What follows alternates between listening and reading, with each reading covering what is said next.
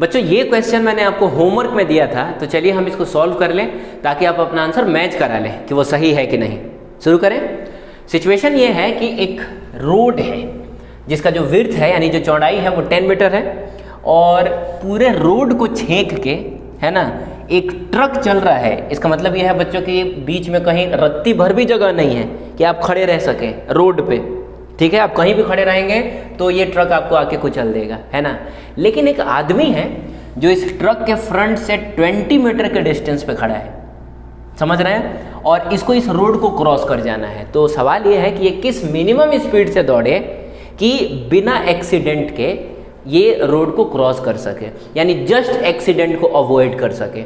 Just accident को avoid करने का क्या मतलब हुआ कि जिस समय ये जस्ट इस रोड को क्रॉस करेगा ना, ठीक उसी समय ये ट्रक यहाँ पहुँच जाना चाहिए। तो हम बोलेंगे कि ये बाल बाल बच गया। बात समझ रहे हैं? तो इसको बाल बाल बचा देना है आपको। तो आपको बताना है कि ये किस मिनिमम स्पीड से दौड़े, है ना बच्चों। तो देखते हैं, सबसे पहले हम वो मेथड देखते हैं, वो तरीका देखते हैं जिस तरीके से अगर आप ये क्वेश्चन किसी को भी देंगे तो लगभग 95% लोग वही तरीका इस्तेमाल करेंगे, और मे बी कि आपने भी किया हो, है ना। वो तरीका क्या है समझते हैं। बच्चों, इस आदमी को रोड क्रॉस करना है, यानी कितना डिस्टेंस ट्रेवल करना है, 10 मीटर। तो देख लेते हैं इसके पास टाइम कितना है। तो इस ट्रक को यहाँ से यहाँ तक आने में कितना टाइम लगेगा। तो ट्रक को डिस्टेंस ट्रेवल करना है 20 मीटर और इसकी स्पीड है 10 मीटर पर सेकेंड, है ना बच्चों। तो हम जानते हैं टाइम इज इक्वल्स टू होता है डिस्टेंस बाय स्पीड। अब डिस्टेंस की जगह पे हम रखेंगे बच्चों मेरे 20 मीटर एंड स्पीड की जगह पे रखेंगे 10 मीटर पर सेकेंड। सेकंड ऊपर जाएगा, मीटर से मीटर कैंसिल होगा, तो आंसर आएगा आपका 2 second. Is it clear? 2 second आपका आंसर आएगा। और ये तो ऐसे देख के भी पता चल रहा था कि 10 मीटर पर सेकंड से चल रहा है, तो 20 मीटर डिस्टेंस ट्रेवल करने में इसको 2 सेकंड का टाइम लगेगा। इसका मतलब ये हुआ कि 2 सेकंड के बाद ये ट्रक यहाँ पहुँच चुका होगा। अब ठीक उसी समय इस आदमी को इस रोड को क्रॉस कर जाना है, यानी ये बात की हमने फॉर ट्रक, है ना बच्चों। अब हम बात करेंगे फॉर मैन, आदमी के लिए। तो बताएं आदमी के पास समय कितना है? अरे उतना ही टाइम है ना जितना टाइम में ये ट्रक यहाँ से यहाँ पहुँच जाए। बात समझ रहे हैं? उतने ही टाइम में इसको इस रोड को क्रॉस कर जाना होगा। तो आदमी के पास भी टाइम इतना ही है, 2 सेकंड का टाइम ही है ना। लेकिन इस आदमी को डिस्टेंस कितना ट्रेवल करना है, तो 10 मीटर डिस्टेंस भी है। डिस्टेंस को जनरली हम एस से दिखाते हैं। तो इसके पास इसको डिस्टेंस ट्रेवल करना है 10 मीटर। तो आप बताएं कि इसकी स्पीड कितनी होनी चाहिए। बात समझ रहे हैं? स्पीड कितनी होनी चाहिए? तो हम लिखेंगे speed is equal to distance by time, है ना बच्चों। Speed is equal to distance by time, 9th class में पढ़ा था हम लोगों ने। ठीक है, तो डिस्टेंस है आपका 10 मीटर, टाइम जो है वो 2 सेकेंड है। ठीक है, 2 सेकेंड है। तो ये जो आपका आंसर आएगा वो आएगा 5 मीटर पर सेकेंड। इसका मतलब हुआ कि अगर इसको इस रोड को क्रॉस करना है इस तरीके से, तो कम से कम इसको 5 मीटर पर सेकेंड की स्पीड से दौड़ना पड़ेगा। क्योंकि क्या होगा बच्चों, अगर मान लें कि ये 4 मीटर पर सेकेंड से दौड़े तो क्या होगा, 2 सेकेंड के बाद ये 8 मीटर डिस्टेंस पे ही रहेगा ना। और 8 मीटर का मतलब हुआ कि वो अभी रोड के बीच में ही है, रोड को क्रॉस नहीं किया है उसने, लेकिन तब तक तो ये ट्रक पहुंच चुका होगा, है ना। और उड़ा देगा इसको, कुचल देगा इसको, मारा जाएगा ये, आप समझ रहे हैं। लेकिन कम से कम अगर ये 5 मीटर पर सेकेंड की स्पीड से दौड़ेगा तो 2 सेकेंड के बाद ये 10 मीटर डिस्टेंस ट्रेवल कर लेगा, यानी रोड को क्रॉस कर चुका होगा और ये बच जाएगा, है ना। तो ठीक है, ये आपका आंसर में भी आया हो, बहुत सारे लोगों से आप पूछेंगे तो यही आंसर आएगा। लेकिन मैंने लास्ट क्लास में ही आपसे कह दिया था कि अगर आपका आंसर इतना आ रहा है तो ये एक गलत आंसर है। इससे भी कम स्पीड से मैं इस आदमी को दौड़ा सकता हूँ ताकि वो एक्सीडेंट को अवॉइड कर सके। आप बात समझ रहे हैं? तो अब आपको लग रहा होगा कि अब यार ये कैसे हो सकता है। तो आपने अगर ट्राई किया हो तो ठीक है, और अगर नहीं ट्राई किया हो, आप पहली बार इस वीडियो को देख रहे हो, तो अभी से भी वीडियो को पॉज करके आप ट्राई करें। इससे भी कम स्पीड से पॉसिबल है कि वो इस ट्रक को इस रोड को क्रॉस कर सकता है। ठीक है बच्चों, तो मैं आशा करता हूँ कि आपने वीडियो को पॉज करके और ट्राई कर लिया होगा। ठीक है, तो चलिए अब हम देखते हैं इसका जो प्रॉपर मेथड है, ठीक है, सही तरीका इसको सॉल्व करने का। और ये बात याद रखना कि इस तरीके से आपने सॉल्व किया था तो आंसर 5 मीटर पर सेकंड आया था। तो हम एक दूसरे तरीके से सॉल्व करेंगे और देखेंगे कि आंसर इतना ही आता है, इससे ज़्यादा आता है कि इससे कम आता है। ठीक है बच्चों, चलिए तो इसको मिटा दूं मैं, ऑब्वियसली मिटाना ही पड़ेगा क्योंकि ये गलत तरीका है, ये गलत तरीका, आंसर ही गलत है ये, ठीक है। अब क्या गलत है वो तो जब हम सही तरीके से करेंगे तब हमको समझ आएगा। और बच्चों सही तरीका भी मैं आपको दो तरीके से बताऊंगा, ठीक है, दो तरीके से, एक तो अलजेब्रा का इस्तेमाल करके और एक ट्रिगोनोमेट्री का इस्तेमाल करके, ठीक है। चलिए बच्चों सबसे पहली गलती हमसे ये हुई है ना, हमको रोड क्रॉस करना है तो किसने कहा था आपसे कि आप सीधे ही दौड़े? आप ऐसे भी दौड़ेंगे तभी तो रोड क्रॉस कर सकते हैं, आप ऐसे भी दौड़ेंगे तब भी रोड क्रॉस कर सकते हैं। तो किसी ने कहा था क्या कि आपके पास मजबूरी है कि आपको सीधे ही दौड़ना है? ये तो आपने खुद से सोच लिया था ना, आप बात समझ रहे हैं। और हाँ, आपने ऐसा नहीं है कि कुछ बहुत गलत सोच लिया था, आपको ऐसा लगा था कि अगर हम सीधे दौड़ेंगे तो कम से कम डिस्टेंस ट्रेवल करना पड़ेगा, जल्दी पहुंच जाएंगे, लेकिन अगर हम इधर दौड़ेंगे तो ज़्यादा डिस्टेंस ट्रेवल करना पड़ेगा। ये देखिए ज़्यादा डिस्टेंस ट्रेवल करना पड़ेगा, बात समझ रहे हैं आप। लेकिन बच्चों क्या है ना कि अगर मान लें कि हम ऐसे तिरछा दौड़ते हैं तो एक घाटा होगा और एक फ़ायदा भी होगा। घाटा ये होगा, ठीक है बच्चों, एक मिनट थोड़ा सा इसको मैं आगे बढ़ा लूँ। घाटा ये होगा अगर आप ऐसे दौड़ते हैं तो कि आपको ज़्यादा डिस्टेंस ट्रेवल करना पड़ेगा, लेकिन फ़ायदा ये होगा कि आपको टाइम भी तो ज़्यादा मिल गया, क्योंकि अगर आप ऐसे दौड़ेंगे तो अब जो आपका एक्सीडेंट होगा वो यहाँ पे होगा। मतलब जस्ट आप रोड को क्रॉस करें और ठीक उसी समय अगर ट्रक पहुंच रहा है आपके पास तो वो घटना यहाँ पे घटेगी, यानी ट्रक को अब इतना डिस्टेंस ट्रेवल करना पड़ेगा, यानी कि आपको टाइम थोड़ा ज़्यादा मिल गया, है ना बच्चों। एक्चुअली आप एक साथ दो काम कर रहे हैं, एक तो इस ट्रक से दूर भी भाग रहे हैं, अरे आप ऐसे दौड़ रहे हैं इसका क्या मतलब हुआ कि आप ट्रक से दूर भी भाग रहे हैं और साथ ही साथ रोड को क्रॉस भी कर रहे हैं, बात समझ रहे हैं। तो कोई बात नहीं है, यहाँ एक फ़ायदा हुआ कि हमको ज़्यादा टाइम मिल रहा है, लेकिन घाटा भी तो है, डिस्टेंस भी तो अब ज़्यादा ट्रेवल करना पड़ेगा।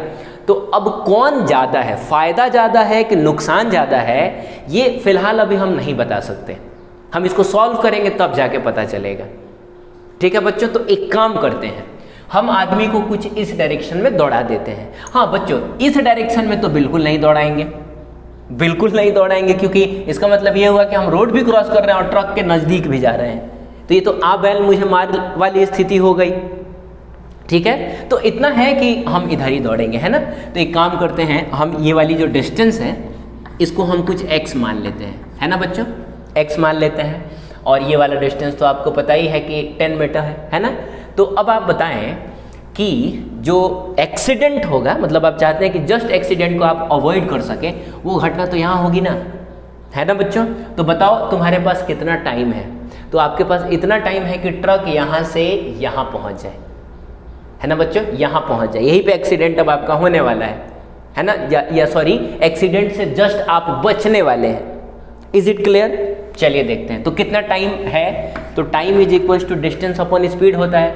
तो बच्चों यहाँ से लेके यहाँ तक डिस्टेंस कितना है, तो 20 मीटर, मतलब ये वाली जो डिस्टेंस है वो 20 मीटर है और ये वाली डिस्टेंस x है ना।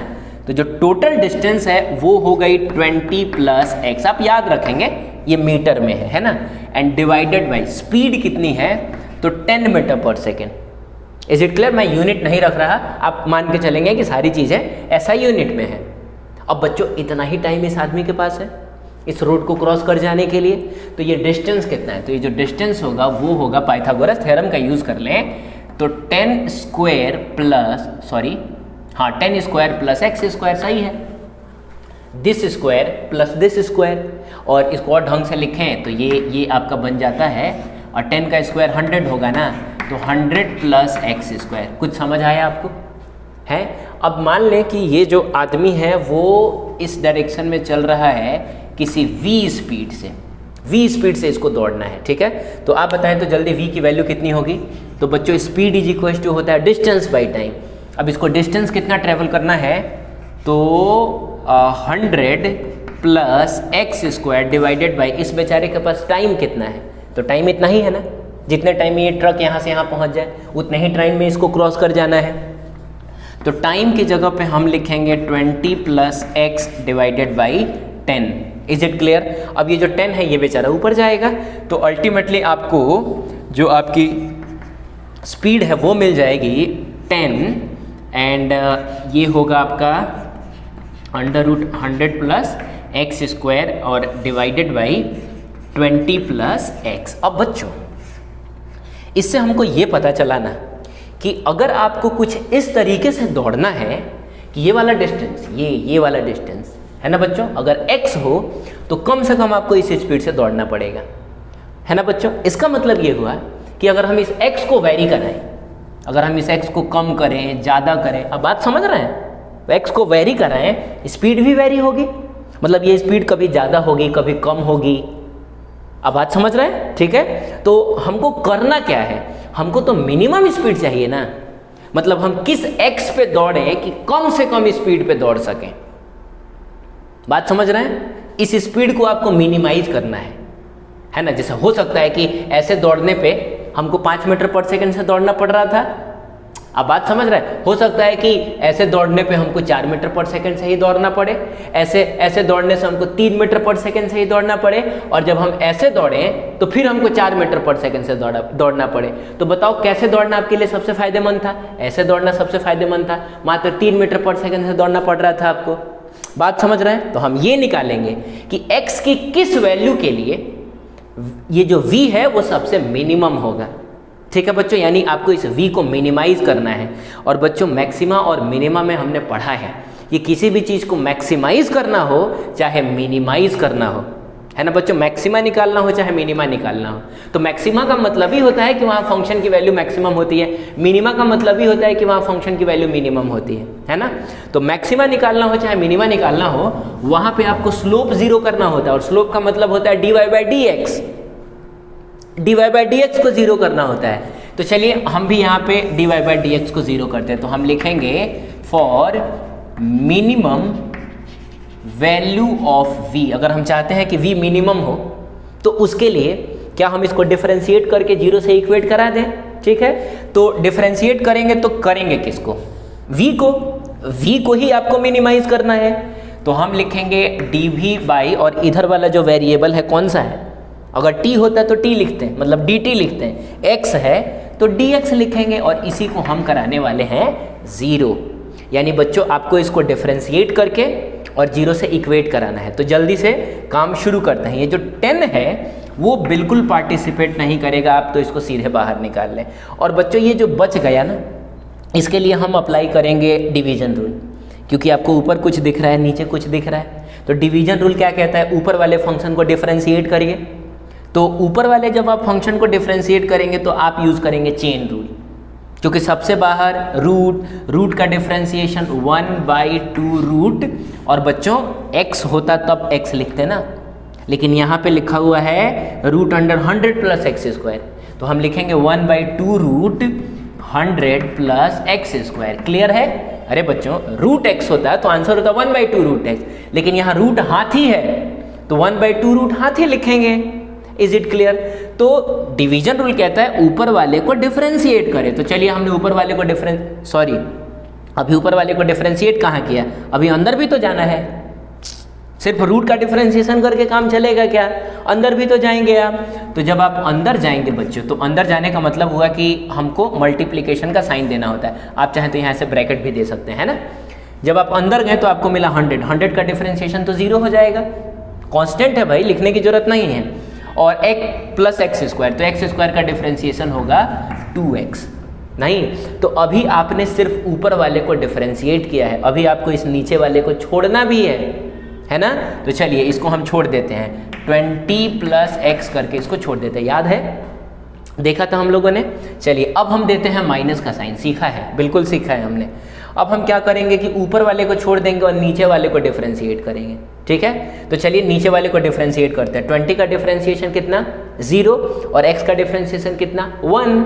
तो अब 1 लिखो चाहे ना लिखो कोई फर्क नहीं पड़ता है, और ऊपर वाले को छोड़ देना होता है, ठीक है। यानी कि 100 प्लस एक्स स्क्वायर को आप छोड़ दें, ठीक है बच्चों।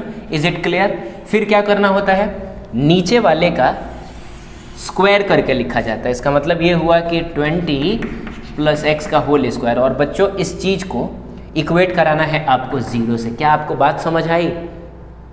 अरे हमने क्या किया भाई, 10 जो है वो कांस्टेंट है, पार्टिसिपेट नहीं करेगा, बाहर निकाल दिया। ऊपर वाले को डिफरेंशिएट किया तो देखो इतना मिला है ना। फिर नीचे वाले को छोड़ दिया तो लो छोड़ दिया, माइनस का साइन दिया। अब नीचे वाले को डिफरेंशिएट किया तो 1 मिला, ठीक है, और ऊपर वाले को हमने छोड़ दिया, फिर नीचे वाले का स्क्वायर करके उसको डिवाइड कर दिया। सही है, यही तो होता है चेन रूल। अब चलिए इसको सॉल्व करते हैं। तो बच्चों क्या है ना, कुछ कहानी ऐसी है कि जो 20 + x² है वो उधर जाके 0 बन जाएगा, ख़त्म कहानी। ये जो 10 है वो भी उधर जाके 0 बन जाएगा, ठीक है। अब चलिए तो इन लोगों को भेजते हैं, और ये देखें 2 से 2 तो कैंसिल हो गया ना, तो ये 10 गायब हो चुका है, नीचे वाला गायब हो चुका है। तो यहाँ पे क्या बच रहा है देखें तो ध्यान से। अच्छा, इस x को अगर हम अंदर भेज दें तो 20x + x², तो ये बचा 20x + x² है ना बच्चों, एंड डिवाइडेड बाई नीचे में आ रहा है 100 + x²। कुछ समझ आया? चलिए, माइनस √100 + x² = 0। कोई डाउट इसमें? बिल्कुल नहीं। चलिए आगे बढ़ते हैं, काम करते हैं। जगह है तो इधर ही लिखते रहने दें, ऊपर भी जगह है, ऊपर लिख देते हैं, ठीक है।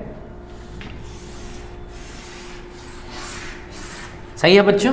अब चलिए एलसीएम लेते हैं, एलसीएम लेते हैं। तो जब एलसीएम लेंगे तो यही आएगा ना, यही आएगा, नीचे में सिर्फ यही है ही, तो यही आएगा एलसीएम में, √100 + x², ठीक है। और यहाँ पे क्या लिखेंगे आप, तो 20x + x², ठीक है।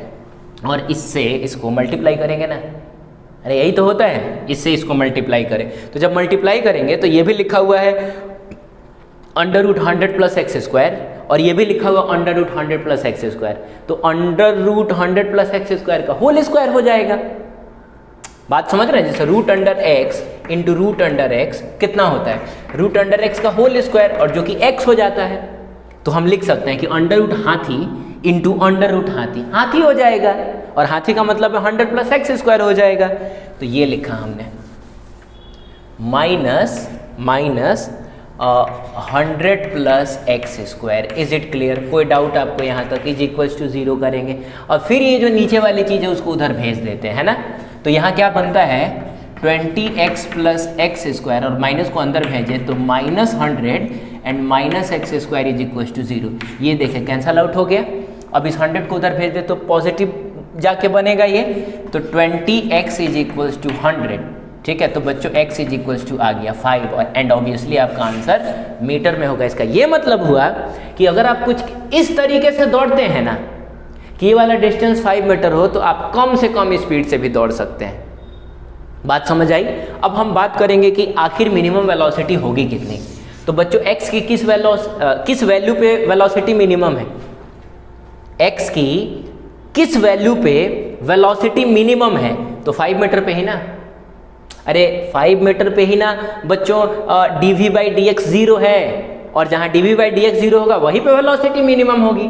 तो एक काम करते हैं, हम x की जगह पे 5 रख देते हैं, हमको मिनिमम वेलोसिटी मिल जाएगी। तो चलिए v मिनिमम = कितना होगा, है ना बच्चों, 10 है तो आप 10 रहने दें, और √100 प्लस जब आप 5 का स्क्वायर करेंगे तो ऐसा होगा, एंड 20 + 5। चलिए सॉल्व करते हैं, ठीक है। 10 √ ये 125 होगा ना बच्चों, जल्दी बताएं, एंड डिवाइडेड बाय ये हो जाएगा आपका 25, ठीक है। और जो भी आपका आंसर आएगा ऑब्वियसली मीटर पर सेकंड में आएगा। ये हम निकाल रहे हैं मिनिमम वेलोसिटी, ठीक है। अब देखें इसको सॉल्व करें तो ये 5 √ होगा, ठीक है। तो 10 × 5 √ एंड डिवाइडेड बाई 25, ठीक है। इसको करें तो 5 से ये 5, और ये 2 बार में आंसर आ रहा है 2√5 मीटर पर सेकेंड, ठीक है बच्चों। तो कहने का मतलब है कि अगर आप सीधा दौड़ते ना तो कम से कम आपको 5 मीटर पर सेकेंड से दौड़ना पड़ता है, तब जाके आप एक्सीडेंट को अवॉइड कर सकते थे। लेकिन अगर आप कुछ इस तरीके से दौड़ेंगे ताकि ये वाला जो डिस्टेंस है वो 5 मीटर हो, बात समझ रहे हैं, तब आपको इस स्पीड से दौड़ना पड़ेगा, एक्सीडेंट से आप बच जाएंगे। अब देखते हैं कि आपका जो आंसर आया था 5 मीटर पर सेकेंड वो ज़्यादा है कि ये वाला ज़्यादा है, ठीक है। तो देखते हैं। अब बच्चों 5 का मतलब क्या हुआ, अगर 5 मीटर पर सेकेंड की बात की जाए तो इसका मतलब क्या हुआ, इसका मतलब हुआ √25।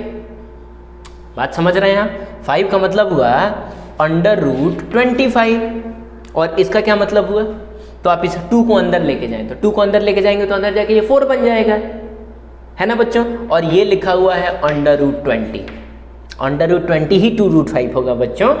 तो आप बताएं तो अगर आप ऐसे दौड़ते हैं, सीधा दौड़ते हैं तो आप √25 मीटर पर सेकंड से दौड़ते हैं, मतलब इस स्पीड से आपको दौड़ना पड़ता है। लेकिन अगर आप ऐसे दौड़ते ना तो आप √20 मीटर पर सेकंड से भी दौड़ते तो आपका एक्सीडेंट नहीं होता। तो बताएं सही आंसर कौन होगा, ये वाला होगा कि ये वाला होगा? ऑब्वियसली यही वाला होगा, क्योंकि क्वेश्चन कह रहा था कि हमको मिनिमम स्पीड से दौड़ना है। बात समझ आई है ना बच्चों? तो इस तरीके से जो पहला तरीका था वो बिल्कुल सरासर गलत था। वो क्वेश्चन को सॉल्व करने का एक ऑल्टरनेटिव तरीका नहीं था, वो एक गलत तरीका था। हाँ, कोई पूछता कि नहीं आपको ऐसे ही दौड़ना है तब किस स्पीड से दौड़ें, तब आप बोलते कि हाँ 5 मीटर पर सेकेंड से। लेकिन यहाँ पे वो रिस्ट्रिक्शन नहीं है कि आप ऐसे दौड़ेंगे कि ऐसे दौड़ेंगे। इज इट क्लियर बच्चों?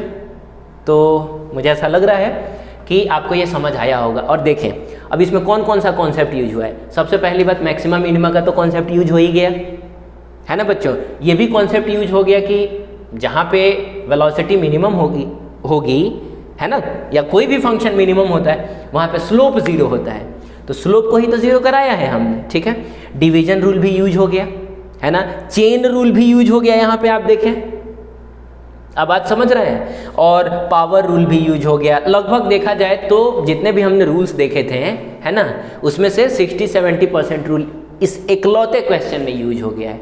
और आप देख रहे होंगे कि ये जो क्वेश्चन है प्योर फिजिक्स का क्वेश्चन है, प्योर फिजिक्स का क्वेश्चन है भाई, लेकिन किस हद तक इसमें मैथमेटिक्स इन्वॉल्व है। अगर आपने डिफरेंशिएशन नहीं पढ़ा होता, आपने मैक्सिमा मिनिमा नहीं पढ़ा होता है, चेन रूल नहीं पढ़ा होता, आपने डिवीजन रूल नहीं पढ़ा होता, पावर रूल नहीं पढ़ा होता, तो आपको ये क्वेश्चन समझ आता? अरे बनाना तो छोड़ दीजिए, आपको समझ में भी नहीं आता कि यहाँ पे क्या हुआ है। ठीक है, लेकिन मुझे ऐसा लग रहा है कि आपको ये अच्छे से समझ आया होगा, क्योंकि आपने सारे कॉन्सेप्ट को बहुत अच्छे से पढ़ा है। तो क्या हम आगे बढ़े और इसी क्वेश्चन को करने का हम एक दूसरा तरीका देखते हैं। ठीक है, वो तरीका थोड़ा अब वो आपके ऊपर डिपेंड करता है कि वो आपको आसान लगता है या टफ लगता है, लेकिन मुझे इससे ज़्यादा आसान वो तरीका लगता है। ठीक है, तो चलिए हम इसको देखते हैं दूसरे तरीके से। बच्चों अब हम ये मान के चलते हैं कि ये जो आदमी है वो कुछ इस तरीके से तिरछा मूव कर रहा है, तो इस डिस्टेंस को कुछ ना मान के हम इस एंगल को थीटा मान लेते हैं। ठीक है, पिछली बार हमने ये वाला डिस्टेंस x माना था है ना बच्चों, और x की वो वैल्यू निकाली थी जिसपे हम सबसे मिनिमम वेलोसिटी से दौड़ सकते हैं। ठीक है, तो पता चला कि ये 5 मीटर होना चाहिए। अच्छा बच्चों एक बात बताऊं, अगर सीधा दौड़ने से फ़ायदा होता ना तो अपने आप x = 0 आ जाता। बात समझ रहे हैं?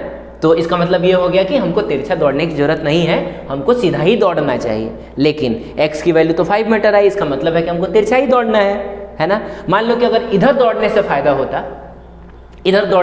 होता तो अपने आप x की वैल्यू नेगेटिव आ जाती पिछले मेथड से। ठीक है, तो चलिए कोई बात नहीं, x की वैल्यू पॉजिटिव है, इसका मतलब ये है कि सही में तिरछा ही दौड़ेंगे तो फ़ायदा होगा।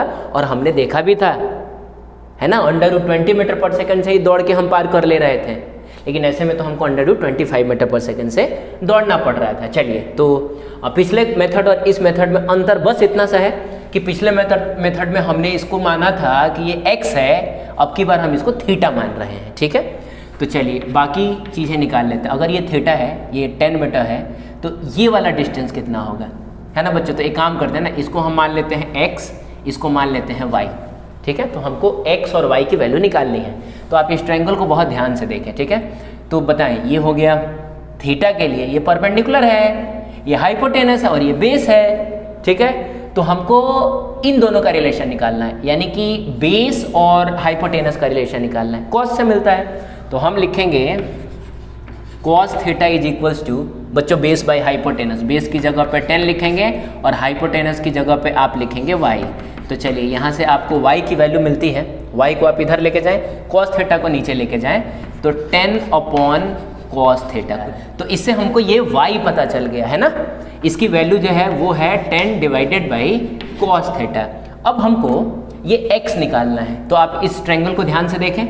तो ये जो x है वो परपेंडिकुलर है और ये बेस है, मतलब परपेंडिकुलर निकालना है और आपको बेस पता है, तो ये रिलेशन हमको मिलता है tan थीटा से। tan थीटा = होता है परपेंडिकुलर बाय बेस। तो बच्चों परपेंडिकुलर की जगह पे हम x लिखेंगे एंड बेस की जगह पे हम 10 लिखेंगे, और आप यहाँ से x की वैल्यू निकालें। तो 10 को आप इधर लेके जाएं तो x = 10 tan थीटा होगा, यानी ये भी हमको पता चल गया टेन थीटा है, मतलब यहाँ से लेके यहाँ तक। Is it clear? चलिए अब बच्चों बहुत सिंपल है, देखते हैं। आप बताएं कि इस आदमी के पास कितना टाइम है, तो उतना ही टाइम है ना जितना टाइम इस ट्रक को यहाँ से यहाँ तक आने में लगेगा। तो देखते हैं टाइम कितना लगेगा, ठीक है। और टाइम इज इक्वल टू होता है डिस्टेंस अपॉन स्पीड। तो बच्चों ये डिस्टेंस कितना है, यहाँ से लेकर यहाँ तक का डिस्टेंस कितना है, तो 20 प्लस 10 tan थीटा। तो हमने लिखा 20 plus 10 tan theta. Is it clear? And divided by speed. बच्चों स्पीड कितनी है इसकी? 10 मीटर पर सेकेंड है। तो बच्चों 10 से 20 कैंसिल होगा तो आपको मिलेगा 2, और 10 से 10 कैंसिल होगा तो आपको मिलेगा 1, यानी कि 2 प्लस 10 थीटा आपको मिला। इतना टाइम है इस आदमी के पास, ठीक है। अब बताएं इसकी जो वेलोसिटी है, मान लें कि इसकी वेलोसिटी v है, तो इसकी वेलोसिटी आप कैसे निकालेंगे, इसकी स्पीड आप कैसे निकालेंगे, ठीक है बच्चों। तो स्पीड के लिए हम डिस्टेंस अपॉन टाइम करते हैं। तो डिस्टेंस कितना है, डिस्टेंस कितना है, तो 10 divided by cos theta distance है ना बच्चों। और टाइम कितना है, तो टाइम है इसके पास, यही वाला टाइम है ना, तो 2 प्लस 10 थीटा, ठीक है। चलिए इसको सॉल्व करते हैं।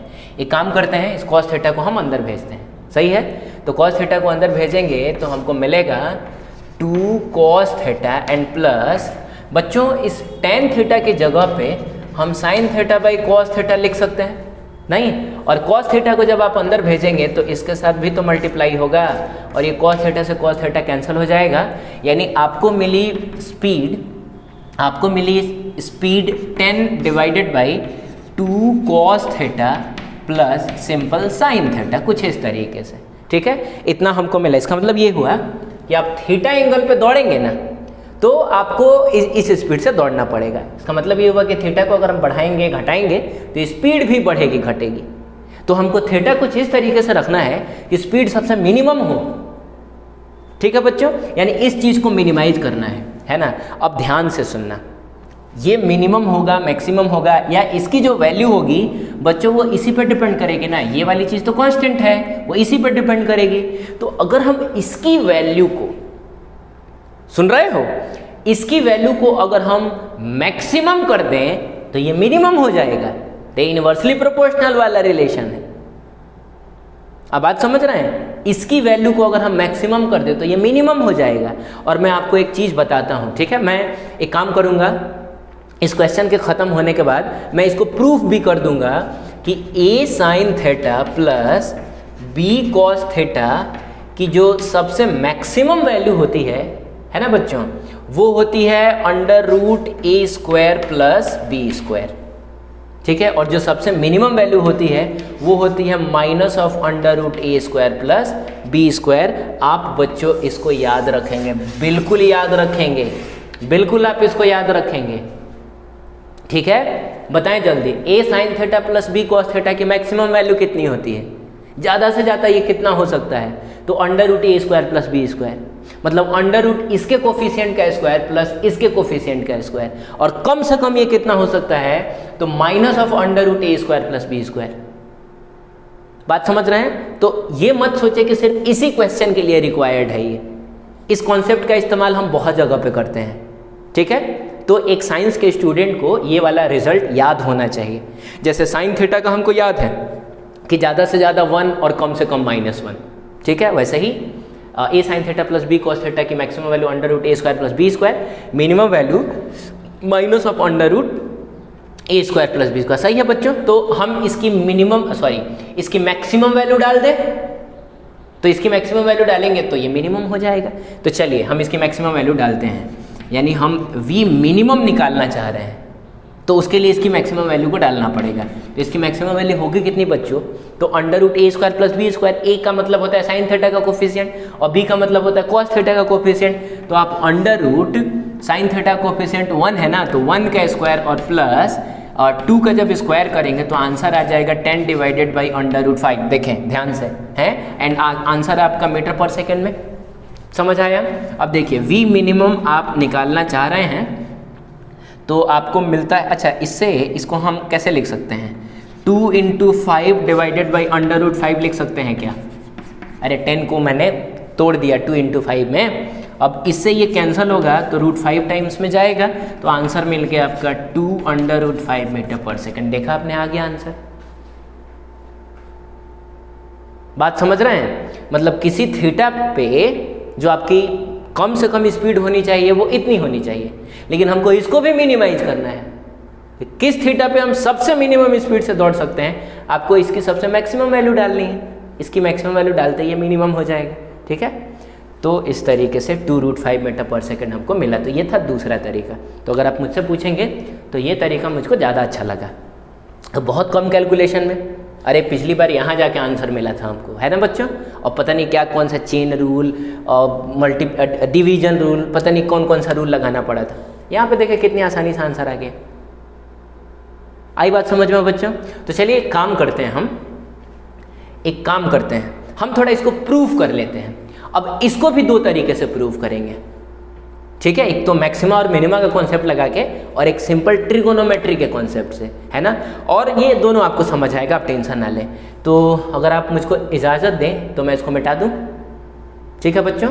बच्चों कहीं लिखा हुआ है कि y = sin x, ठीक है। तो इसका जो ग्राफ बनता है आप जानते हैं, इसका जो ग्राफ बनता है, ठीक है, वो कुछ इस तरीके से बनता है, ऐसे बनता है। Is it clear? ठीक है, चलिए पीछे नहीं जाते हैं, आगे ही देखते हैं खाली, है ना। चाहे कोई दिक्कत नहीं है, आप पीछे भी जा सकते हैं। ये वाली जो वैल्यू होती है 1 होती है, और ये वाली जो वैल्यू होती है -1 होती है। Is it clear? अच्छा, ये 90 डिग्री होता है, ये 180 डिग्री होता है, ये 270 डिग्री, ये 360 डिग्री, ऐसे करके होता है। बहुत बढ़िया। लेकिन कहीं लिखा हुआ है y = a sin x, मतलब इस sin x के पहले a लगा दिया गया है। आप सुन रहे हैं? तो इसका ग्राफ आपसे बनाने को बोल रहा है कि कितना बनेगा, ठीक है बच्चों।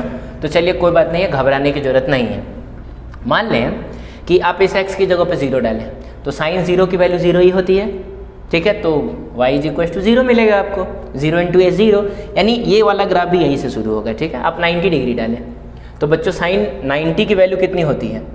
90 डिग्री डालें तो sin 90 की वैल्यू कितनी होती है? 1, और 1 × a हो जाएगा। इसका मतलब हुआ कि 90 डिग्री पे जो वैल्यू होगी बच्चों वो a होगी, 1 नहीं होगी, a होगी। आप समझ रहे हैं? अरे sin 90 की वैल्यू 1 होगी, लेकिन 1 से जब आप a में मल्टीप्लाई करेंगे तो a आंसर आएगा ना। चलिए ठीक है, बहुत बढ़िया। अब एक काम करते हैं, 180 डालते हैं। तो बच्चों sin 180 की वैल्यू 0 होती है, sin 180 की वैल्यू 0 होती है, 0 × a 0 ही हो जाएगा, यानी आपको फिर यही आना है, यहाँ से चल के यहाँ जाना है, फिर यहाँ पे आना है, सही है। अब एक काम करें, आप 270 डालें, यहाँ पे 270 डालें, तो sin 270 की वैल्यू -1 होती है ना। तो आप जैसे ही यहाँ पे -1 डालेंगे आंसर माइनस से मिलेगा, यानी 270 पे आंसर जो मिलेगा वो बच्चों मेरे मिलेगा -a। आप समझ रहे हैं? माइनस से मिलेगा। एंड आप यहाँ पे 360 डाल दें, तो 360 sin 360 की वैल्यू वही होगी जो 0 की होती है। अरे 360 का मतलब एक चक्कर कंप्लीट करके आप वापस वही आ चुके हैं, है ना बच्चों। तो 0 पे भी 0 और 360 पे भी 0, तो sin 360 की वैल्यू 0, और 0 में जब आप ये से मल्टीप्लाई करेंगे तो 0, यानी आप 360 पे ना आप पहुँच चुके हैं यहाँ पे। यानी जो आपका ग्राफ बनेगा वो ऐसा ही बनेगा, मतलब सांप तो बनेगा ही, लेकिन अंतर बस इतना आ जाएगा ना बच्चों, अंतर इतना आ जाएगा कि ये जो मैक्सिमम और मिनिमम वैल्यू है ये बदल चुकी है, ये a और -a हो चुका है। एंड सिमिलरली हम पीछे भी जाएंगे तो कहानी वही रहेगी। क्लियर बच्चों? तो ओवरऑल ज़्यादा दिमाग लगाने की ज़रूरत नहीं थी, बस इतना समझना है कि साइन के बगल में जो कुछ भी लिखा होता है, यहाँ पे जो कुछ भी लिखा रहे वही इस फंक्शन की सबसे मैक्सिमम वैल्यू होती है with plus sign, and minimum value होती है विथ माइनस साइन। अब बात समझ रहे हैं? जैसे कोई पूछेगा कि इस फंक्शन की सबसे मैक्सिमम वैल्यू कितनी है, आप बोल देंगे a, और मिनिमम वैल्यू कितनी है तो आप बोल देंगे माइनस। और सही बात है, ये a और -a के बीच में ही है। कोई पूछेगा इस फंक्शन की मैक्सिमम वैल्यू कितनी है, तो बच्चों बताओ तो साइन के बगल में क्या छुपा, 1 छुपा हुआ है ना।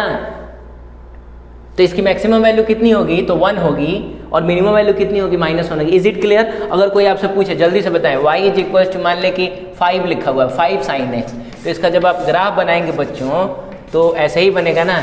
और ये वाली वैल्यू कितनी होगी, 5, और ये वाली वैल्यू कितनी होगी, -5। इज इट क्लियर और नॉट? ये वाली चीज़ जो है ना कॉस के साथ भी, कॉस के लिए भी वैलिड है, ठीक है। कॉस का भी आप ग्राफ बनाते हैं, y = अगर कोई पूछेगा कि आप 3 cos x का ग्राफ बनाए, ठीक है, तो cos का तो यहाँ से ना शुरू होता है बच्चों, देखा था हम लोगों ने, यहाँ से शुरू होता है, ऐसे ऐसे करके जाता है ना बच्चों। लेकिन अंतर बस इतना आएगा कि ये जो मैक्सिमम वैल्यू है ना, वो 3 होगी और मिनिमम वैल्यू -3 होगी। याद रखोगे? साइन हो चाहे कॉस हो, है ना बच्चों। y is equals to A sine x हो चाहे y is equals to A cos x हो, इन दोनों की मैक्सिमम वैल्यू, मतलब अगर हम यहाँ y लिखें तो ये ज़्यादा से ज़्यादा a होगा और कम से कम माइनस a होगा। इतना याद रखोगे कि नहीं है। अगर साइन के बगल में हाथी रहे चाहे कॉस के बगल में हाथी रहे तो इस फंक्शन की मैक्सिमम वैल्यू कितनी होगी, प्लस हाथी, मिनिमम वैल्यू कितनी होगी, माइनस हाथी। याद रखेंगे। तो क्या हम आगे बढ़ें बच्चों, y is equals to A sine x हो चाहे ए कॉस एक्स हो, इतना तो हम जान चुके हैं कि maximum value a, minimum value minus है। लेकिन यहाँ पे लिखा हुआ है y is equals to A sine x plus B cos x, इसकी मैक्सिमम और मिनिमम वैल्यू बतानी है। तो मैं इसमें कुछ अपनी तरफ से मॉडिफिकेशंस करूँगा, ठीक है। एक काम करता हूँ, मैं इसमें ना ऊपर नीचे under root A square plus B square से मल्टीप्लाई और डिवाइड करता हूँ। अब आप सोच रहे होंगे कि सर अचानक से आपको ये सपना कहाँ से आ गया कि मैं इसमें under root A square plus B square से मल्टीप्लाई और डिवाइड करूँगा। तो बच्चों इसका आंसर मैं आपको लास्ट में दूंगा कि ये मुझको कैसे पता चला, है ना। लेकिन फिलहाल के लिए हम ऊपर में under root A square plus B square और नीचे में भी under root A square plus B square से मल्टीप्लाई डिवाइड करते हैं। और जो यहाँ है उसको तो आप लिखेंगे ही, A sine x plus B cos X. यहाँ तक कोई डाउट। अब इस ऊपर वाले को आप भेज दें, सॉरी ऊपर वाले को रहने दें, नीचे वाले को आप भेज दें अंदर। तो ये होगा under root A square plus B square, और बच्चों A divided by under root A square plus B square sine X, है ना बच्चों, and plus B divided by under root A square plus B square, और मुझको मिला cos x, ठीक है। अब देखो यहाँ आपको तीन चीज़ें दिख रही हैं, ए बी और under root A square plus B square, तीन चीज़ें दिखी। अरे साइन एक्स और कॉस एक्स को छोड़ के जो तीन चीज़ें आपको दिख रही हैं उसमें कौन कौन सी चीज़ें हैं, ए है, बी है और under root A square plus B square है। अब इन तीन चीज़ों को जब आप ध्यान से देखेंगे तो आपको ऐसा लगेगा कि ये तो एक ट्रायंगल के तीन साइड्स हैं।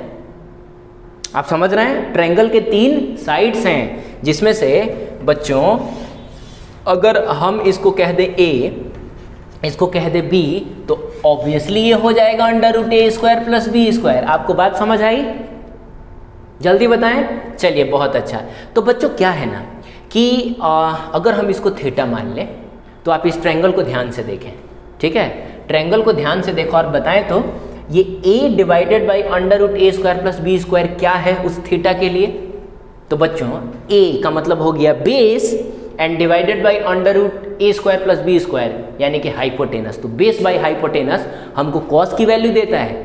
तो हम लिख सकते हैं यहाँ पे बच्चों under root A square plus B square, है ना, ए स्क्वायर प्लस बी स्क्वायर। और चलिए इसकी जगह पे हमने लिख दिया कॉस थीटा।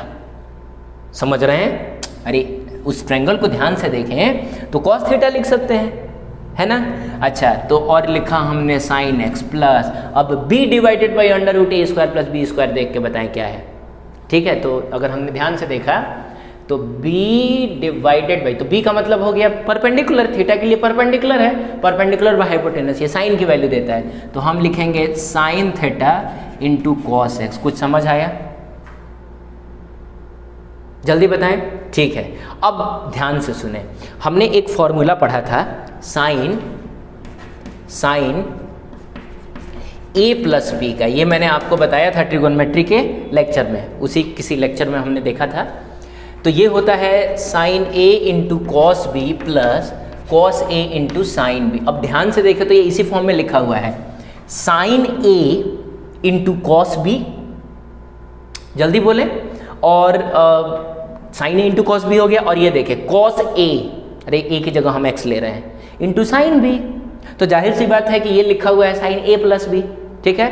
तो बताएं तो जल्दी से y इज इक्वल टू क्या आया, y इज इक्वल टू क्या मिल रहा है, under root A square plus B square और साइन ए प्लस बी, ए की जगह पे हम एक्स इस्तेमाल कर रहे हैं। तो एक्स और प्लस कितना बच्चों थीटा। और मैंने आपसे क्या कहा था, क्या कहा था कि साइन के इस साइड में जो कुछ भी रहेगा ना वही इसकी सबसे मैक्सिमम वैल्यू होगी। जल्दी बताएं बच्चों, विथ प्लस साइन, और मिनिमम वैल्यू होगी विथ माइनस साइन। यानी कि ये जो y होगा, और y एक्चुअली है कितना, y इतना ही है ना बच्चों। तो क्या y की जगह पे हम इसको रख दें, अरे यार इसी को सॉल्व किया था ना हमने, तो ये हमको मिला था। बात समझ रहे हैं? तो ये जो y होगा वो ज़्यादा से ज़्यादा होगा कितना, तो under root A square plus B square, और कम से कम होगा तो minus of under root A square plus B square. ठीक है, अब आप सोच रहे होंगे कि सर आपको कैसे पता चला कि हम इसको under root A square plus B square से मल्टीप्लाई और डिवाइड करेंगे? तो मुझको ऐसे पता चला, हालांकि ये मुझको नहीं पता चला, जिन लोगों ने इसको सॉल्व किया होगा मुझसे पहले, ऑब्वियसली मैं बहुत छोटी कड़ी हूँ इसका, है ना, मैं तो बस आपको बता रहा हूँ, ये मैंने थोड़े किया है, ये किसी और ने किया होगा। ठीक है, तो उसको ऐसे पता चला होगा ना कि जब उसने इसको देखा होगा तो उसको ऐसा लगा होगा कि यार यहाँ पे साइन एक्स है, यहाँ कॉस एक्स है, तो काश यहाँ पे है ना साइन ए है, अरे तो यहाँ पे कुछ कॉस बी टाइप की चीज़ मिल जाए, और यहाँ कॉस ए है तो साइन बी टाइप की चीज़ मिल जाए, है ना बच्चों, ताकि ये वाला फॉर्मूला आ जाए। एक्चुअली जिस किसी ने भी इस तरीके से सॉल्व किया होगा उसके दिमाग में यही होगा कि मुझको ये वाला फॉर्मूला लेके आना है। तो साइन ए है तो वो कॉस भी ढूंढ रहा था, और कॉस ए है तो वो साइन भी ढूंढ रहा था।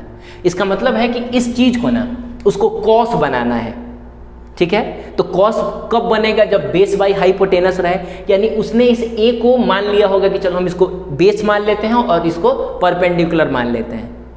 अरे ये बी परपेंडिकुलर होगा तब तो परपेंडिकुलर बाय हाइपोटेनस ये साइन बनेगा ना, बनाना ही उसको साइन था इसको। ठीक है, तो इसीलिए उसने अपने मन से नीचे में डिवाइड कर दिया under root A square plus B square से। ठीक है, बात समझ रहे हैं? तो नीचे में जब भी आप डिवाइड करेंगे तो दोनों को डिवाइड करना होगा आपको, बात समझ रहे हैं ना? तो जो अगर नीचे में आपने under root A square plus B square से ऐसे डिवाइड किया है तो आपको ऊपर में मल्टीप्लाई भी तो करना पड़ेगा। बात समझ रहे, ताकि कैंसिल होकर फिर से इतना ही मिल जाए। तो कहीं ना कहीं सॉल्व करने वाले के दिमाग में था कि इसको कॉस बनाना है और इसको साइन बनाना है, इसीलिए उसने मल्टीप्लाई डिवाइड किया। बात समझ आई बच्चों? तो चलिए अब इसी चीज़ को प्रूव करने का हम एक दूसरा तरीका देखते हैं, मैक्सिमा मिनिमा वाला तरीका देखते हैं, क्योंकि ये तो ट्रिगोनोमेट्री वाला तरीका हो गया, है ना, ये तो आपको ट्रिगोनोमेट्री में भी पढ़ाया जाए, मे भी, है ना, लेकिन मैक्सिमम मिनिमम वाला तरीका नहीं पढ़ाया जाएगा, लेकिन मैं आपको बता देता हूँ। ठीक है, देखते हैं बच्चों। मैक्सिमा और मिनिमा के कॉन्सेप्ट में हमने ये सीखा था कि अगर इस चीज़ की मैक्सिमम वैल्यू या मिनिमम वैल्यू हमको चाहिए तो उसके लिए इसको डिफ्रेंशिएट करके जीरो से इक्वेट करा दें, यही सीखा था हम लोगों ने। तो चलिए डिफ्रेंशिएट कराते हैं, d y by d x, obviously इधर वेरिएबल हमने एक्स लिया है तो d y by d x करेंगे, इसको जीरो से इक्वेट कराएंगे। तो बच्चों चलिए d y by d x करते हैं, तो ए पार्टिसिपेट नहीं करेगा, साइन एक्स का डिफ्रेंशिएशन कॉस एक्स, और प्लस बी पार्टिसिपेट नहीं करेगा एंड कॉस एक्स का differentiation minus sine x is equal to zero. ठीक है, तो यहाँ से आपको मिला A cos X minus B sine x is equal to zero. आप बच्चों इसको उधर लेके जाएं तो क्या मिला, B sine x is equal to A cos X मिला। जल्दी बताएं, यही मिला? इसको आप उधर लेके जाएं, लेकिन लिखा मैंने इधर है, कोई दिक्कत नहीं है भाई, आप RHS को LHS और LHS को RHS बना सकते हैं। ठीक है, अब देखें ध्यान से, हम एक काम करते हैं, इस b को नीचे लेके जाते हैं ना, और इस cos x को नीचे लेके आते हैं। ठीक है, इधर तो b नीचे गया तो इधर में क्या बचा, a डिवाइडेड बाई b, और cos x इधर आया तो ये मिला आपको sin x divided by cos, इसको हम tan x कह सकते हैं। तो यहाँ से हमको मिलता है tan x is equals to a by b। सही है बच्चों, tan x is equals to a by b। ठीक है, तो मुझको क्या चाहिए, अच्छा हाँ, इससे क्या पता चला आपको कि अगर tan x is equals to a by b होगा ना, तो ये वाली चीज़ मैक्सिमम भी हो सकती है और मिनिमम भी हो सकती है। अब बात समझ रहे हैं? अभी हमको नहीं पता है कि मैक्सिमम होगी कि मिनिमम होगी, ठीक है, लेकिन इतना जरूर पता चल गया कि d y by d x तभी जीरो होगा, यानी ये वाली चीज़ तभी मैक्सिमम या मिनिमम होगी जब tan x a by b हो।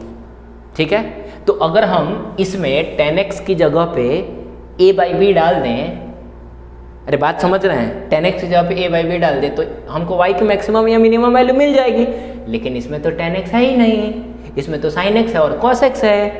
तो एक काम करते हैं, tan x पता है तो sin x और cos x निकालते हैं। तो बच्चों sin x कितना होगा, आप जल्दी बताएं, sin x कितना होगा? अगर हमको tan x पता है तो हम sin x की वैल्यू कैसे निकालेंगे? तो बच्चों ये है परपेंडिकुलर बाई बेस, यानी परपेंडिकुलर पता है कितना, a, बेस कितना है, b है। ठीक है, तो sin x का मतलब होता है परपेंडिकुलर बाय हाइपोटेनस, तो परपेंडिकुलर तो पता ही है, आप a लिख लें और हाइपोटेनस कितना होगा बच्चों, तो under root A square plus B square हो जाएगा। हे भगवान, अरे ध्यान से देखो बच्चों, अगर ये x है तो ये a होगा, ये b होगा, तभी तो tan x is equal to a by b लिखा गया है ना। तो इस ट्रायंगल को ध्यान से देखो और बताएं कि आप sin x क्या लिखेंगे, तो perpendicular by hypotenuse, hypotenuse a square plus B square ही तो होगा। लेकिन बच्चों यहाँ पे ना प्लस माइनस लगाया जाता है, यहाँ पे प्लस माइनस लगाया जाता है, और ये क्यों लगाया जाता है मैं आपको बता दूंगा, अभी थोड़ी देर में बता दूंगा, आप घबराएं नहीं, ठीक है। चलिए उसके बाद हम बात करते हैं cos x, ठीक है। तो cos x क्या होगा, यहाँ भी प्लस माइनस आप लगाएंगे, ठीक है। और क्या होगा आप बताएं जल्दी, तो बेस बाई हाइपोटेनस, बेस की जगह पे हम b ले लेंगे और हाइपोटेनस की जगह पे हम under root A square plus B square ले लेंगे। इज इट क्लियर, ठीक है। अब चलिए हम थोड़ा देख लेते हैं कि tan x अगर हमको पता है तो हम ये sin x प्लस माइनस या cos x प्लस माइनस में क्यों लेते हैं। एक्चुअली बच्चों सिर्फ ये tan x दिया रहे तो सिर्फ यही दोनों निकालने के लिए नहीं, अगर आपको sin x is equal to something दिया रहे और अगर आप cos x निकाल रहे हैं तो आप वहाँ भी प्लस माइनस लिखते हैं। अब मैं आपको बताता हूँ कैसे, ठीक है। मान लें कि कहीं लिखा हुआ है sin x is equals to, ठीक है बच्चों, sin x is equals to कुछ भी ले लें, 1/2 ले लेते हैं और हमको निकालना है cos x। cos x कितना होगा, ठीक है। आप बताएं पॉजिटिव होगा कि नेगेटिव होगा, मतलब sin x हमको कुछ दिया हुआ है, हमको cos x निकालना है, तो पॉजिटिव होगा कि नेगेटिव होता। आप सोच रहे होंगे कि sir sin x is equal to 1/2 का मतलब हुआ x is equal to 30 degree, इसका मतलब है cos 30 डिग्री, और cos 30 डिग्री की वैल्यू सर √3/2 होती है। आंसर जो होगा वो सिर्फ पॉजिटिव आएगा, यही सोच रहे होंगे आप, आंसर सिर्फ पॉजिटिव आएगा। लेकिन नहीं बच्चों, आंसर प्लस माइनस में लिखा जाएगा। और क्यों लिखा जाएगा चलिए देखते हैं, ठीक है बच्चों। देखें ध्यान से देखें, मैं यहाँ पे ग्राफ से आपको समझाता हूँ, ठीक है, ग्राफ से ही अच्छे से समझ आएगा। ये रहा आपके sin x का ग्राफ, ऐसा ही होता है, देखा है आपने, और ये होता है cos x का ग्राफ। बच्चों cos का ग्राफ यहाँ से शुरू होता है, 90 डिग्री पे 0 हो जाता है और फिर यहाँ पे जाके मैक्सिमम हो जाता है, ठीक है ना बच्चों, और फिर यहाँ पे जाके इस तरीके से आप मैच करा लेंगे, ऐसे ही होता है, ठीक है, ऐसे ही होता है। ये cos x का ग्राफ, ये जो ग्रीन कलर से आपको दिख रहा है cos और ये वाला साइन है, ठीक है। अब दिया क्या हुआ है, दिया हुआ है कि sin x is equal to 1/2। तो बच्चों 1/2 कहाँ आता है, ध्यान से देखें, 1/2 कहाँ आता है, 1/2 यहाँ भी आएगा और 1/2 यहाँ भी तो आएगा। नहीं समझ आया, अरे साइन थीटा की वैल्यू 1/2 देखें यहाँ भी है, इस वाले एंगल पे भी 1/2 और इस वाले एंगल पे भी 1/2 है। और मैं आपको बता दूं कि साइन x अगर 1/2 है तो सिर्फ यहाँ से यहाँ तक की ही बात करें ना, अरे सुन रहे हो, सिर्फ यहाँ से यहाँ तक की ही बात करें तो x इज इक्वल्स टू हम 30 डिग्री भी लिख सकते हैं, है ना बच्चों, और इधर से 30 का मतलब 150 डिग्री भी लिख सकते हैं। साइन 150 की वैल्यू भी 1/2 होती है, बात को समझ रहे हैं, क्लियर है ये, ठीक है। तो अब आप मुझको बताएं कि x की जगह पे सिर्फ 30 हम थोड़े लिखेंगे, हम 150 भी लिख सकते हैं। और जरूरी नहीं है बच्चों, देखिए यहाँ भी ये वाला एंगल भी आएगा, इस वाले एंगल पे भी साइन की वैल्यू 1/2 ही होगी, इस वाले एंगल पे भी साइन की वैल्यू 1/2 ही होगी। लेकिन चलिए हम सिर्फ एक चक्कर के लिए ही चलिए सिर्फ हम इसी के लिए देखते हैं, इतनी ही दूर के लिए देखते हैं। अब आप बताएं तो जल्दी से कि cos 30 डिग्री की वैल्यू कितनी होगी। तो cos 30 डिग्री की वैल्यू ऑब्वियसली √3/2 होती है, लेकिन बच्चों आप cos 150 की वैल्यू जब निकालेंगे ना तो -√3/2 आएगी। तो आप एक बात बताएं, अगर sine theta is equal to 1/2 है, नहीं जहाँ थीटा इन दोनों में से कुछ भी हो सकता है तो cos theta is equal to कितना आया है, तो प्लस में भी आया है माइनस में भी आया है। ग्राफ से भी हमको समझ आ रहा है, ग्राफ से भी समझ आ रहा है। यहाँ पे साइन थीटा तो 1/2 है, लेकिन cos थीटा देखें पॉजिटिव में है। यहाँ पे देखें, यहाँ पे साइन थीटा तो 1/2 है, लेकिन cos थीटा तो नेगेटिव में आ गया ना। आई बात समझ में? तो ओवरऑल थोड़ा बहुत आपको समझ में आया होगा कि sine x is equal to अगर 1/2 दिया है ना बच्चों, तो हम cos x is equal to ±√3/2 लिखते हैं। ये लगभग सभी ट्रिगोनोमेट्रिक फंक्शंस के लिए वैलिड होता है। ठीक उसी तरीके से अगर tan x is equal to a/b दिया है, तो जब हम sin x या cos x लिखेंगे ना तो सिर्फ पॉजिटिव वाला आंसर नहीं लेंगे, हम नेगेटिव वाला भी लेंगे। बात समझ रहे हैं? तो हम प्लस माइनस ये लिखेंगे, प्लस माइनस ये लिखेंगे, ठीक है। अब चलिए बच्चों, पता चल चुका है हमको कि, ठीक है, साइन एक्स की इस और कॉस एक्स की इन वैल्यूज पे नहीं, ये वाली जो चीज़ होती है मैक्सिमम होती है या मिनिमम होती है। तो चलिए हम y मैक्सिमम निकालते हैं। तो बच्चों जब y मैक्सिमम आप निकालेंगे तो आप सारे पॉजिटिव वाले आंसर्स इसमें पुट करेंगे, तब तो बड़ा होगा ना। तो पॉजिटिव वाले आंसर्स कौन है बताएं तो? प्लस में ये वाला और प्लस में ये वाला। तो चलिए लिखते हैं y इज इक्वल टू, सबसे पहले a है तो आप a को लिख दें और साइन x की पॉजिटिव वाली वैल्यूज को लिखें, क्योंकि मैक्सिमम करना है आपको। तो वो कितना होगा? a divided by under root a square plus b square. नहीं समझ में आया क्या बच्चों? ठीक है, चलिए आगे बढ़ते हैं। प्लस b है तो आप b लिख दें और cos x की भी पॉजिटिव वाली वैल्यू लिखेंगे तब तो बड़ा होगा। तो cos x की पॉजिटिव वाली वैल्यू लिखें b divided by under root a square plus b square. कुछ समझ आया? अब यहाँ से देखें आपको क्या मिलता है, a square divided by under root a square plus b square plus b square divided by under root a square plus b square. अब देखिए एलसीएम जो होगा वो under root a square plus b square ही आएगा। यहाँ मिलता है आपको a स्क्वायर और यहाँ मिलता है आपको b स्क्वायर। अब बच्चों ऊपर में लिखा हुआ है देखें x और नीचे में लिखा हुआ है रूट x, तो ये कट जाएगा और आंसर जो होगा वो under root a square plus b square होगा। इसका मतलब हुआ कि y की जो मैक्सिमम वैल्यू होगी वो under root a square plus b square होगी। अब y की मिनिमम वैल्यू निकाल ले, क्या है ना बच्चों? तो बताएं कि ये मिनिमम कब होगा? जब हम साइन वाले की भी नेगेटिव वैल्यू डालेंगे और कॉस वाले की भी नेगेटिव, मतलब जितना नेगेटिव इसमें रहेगा ये उतना ही मिनिमम होगा।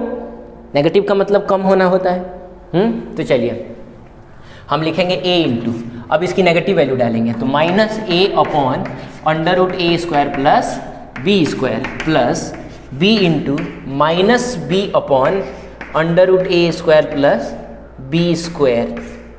कुछ समझ आया? अब ध्यान से देखें, माइनस माइनस साइन को बाहर ही निकाल दें। तो बच्चों माइनस साइन बाहर निकल गया तो क्या बचा इसमें? माइनस साइन को बाहर निकाल दिया है आपने, तो a square divided by under root a square plus b square. कुछ समझ आया? And plus b square divided by under root a square plus b square. और बच्चों इसको जब आप सॉल्व करेंगे यही तो मिलेगा आपको।